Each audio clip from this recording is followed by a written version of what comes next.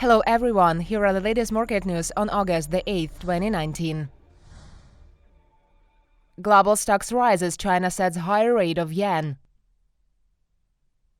Global shares surged during Asian session after China's stronger-than-expected daily fixing of its currency eased fears about a worsening trade conflict. The MSCI's broadest index of Asia-Pacific shares outside Japan rose for a second day, while Japan's Topix index slightly declined 0.1%. South Korean stocks outperforming amid signs of easing tensions with Japan. China's Shanghai Composite added 0.8%, rebounding from the lowest level since February. In Hong Kong, benchmark Hang Seng Index advanced 0.6%. The main European index Euro Stoxx 50 climbed 1.1%. At the other hand, S&P 500 futures gained 0.4% after 0.1% rise on Wednesday. Meantime, amid China's efforts to stabilize state's currency, the offshore yuan advanced 0.2% to 7.0723 per dollar.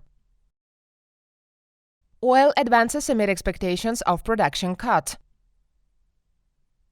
Oil futures surged more than $1 a barrel on Thursday, rebounding nearly 5% losses from the previous session. This rise was seen on expectations that lower prices may lead to production cuts. Brent crude climbed to $57.81 a barrel, added $1.58 or 2.81%. At the same time, U.S. West Texas Intermediate crude futures jumped $1.61 or 3.15% to $52.70 a barrel. Analysts said that crude prices were moving higher on Thursday on the expectations that Saudi Arabia, the world's biggest oil exporter, and other producers in the Organization of the Petroleum Exporting Countries may take action to support the market by reducing supply.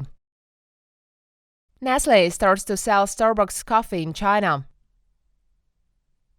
Swiss multinational food and drink processing conglomerate Nestle on Thursday started selling Starbucks-branded coffee in mainland China. Company seeking to tap growth in a market where it says coffee consumption per capita remains low compared to global standards. Nestle last year paid $7.15 billion for exclusive rights to sell the U.S. chain's coffee and teas globally and began selling Starbucks-labeled products in Europe, Asia, and Latin America in February. Two companies said that the food giant will start selling 21 Starbucks-branded capsule and instant coffee products on Chinese e-commerce platforms like Alibaba's Tmall and JD.com, as well as to offices and hotels in Tier 1 cities.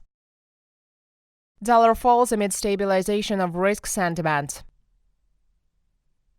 US dollar declined against basket of main currencies on Thursday as risk sentiment stabilized after Chinese trade data and Beijing's efforts to limit a drop in the value of the yuan encouraged investors to buy riskier currencies. According to the data, Chinese exports rose 3.3% in July from a year earlier, while analysts expected a 2% slide.